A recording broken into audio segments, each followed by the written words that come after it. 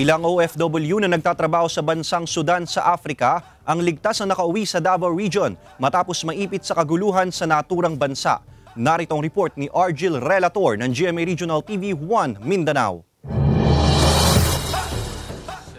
Nagsama-sama sa ilalim ng isang puno sa loob ng 2 araw ang mga Pilipinong ito sa border ng Sudan habang naghihintay sila na maihatid ng ligtas sa katabing bansa na Egypt.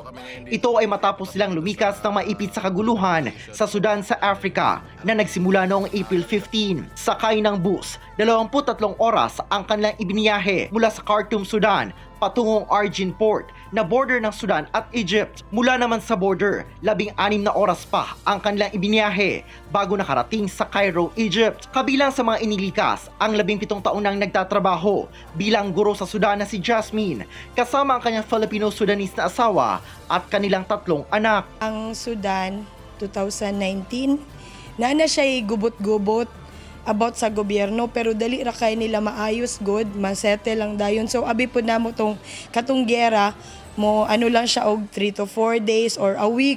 Unya nagkagubot-gubot naman. So personally akong desisyon, wala kabalo akong bana nga magpa-relocate lang ko. So nung kasagsagan ng gera, lumipat po kami ng bahay ng tatay ko. Doon po kami nagstay kasama ng ibang Pilipino. Parang naging bahay kanlungan po yung bahay ng tatay ko. Nasa 80 plus kami na Pilipino.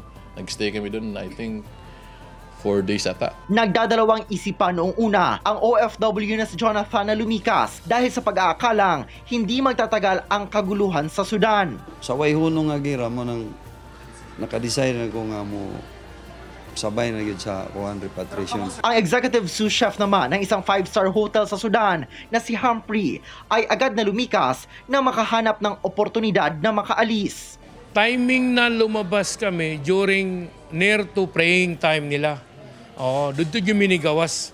Near to praying time, before mag-12, labas gid mi kay at least dili kay delikado hantod nakagawas nami. Sa tulong ng Department of Migrant Workers at OWA, ligtas sila nakauwi sa Pilipinas. Ayon sa OWA 11, nasa 20 OFW na ang nakabalik sa bansa. 4 na pamilya naman mula Sudan ang nakauwi na sa Davao Region at nakatanggap ng 50,000 pesos na financial assistance bawat pamilya mula sa OWA 11.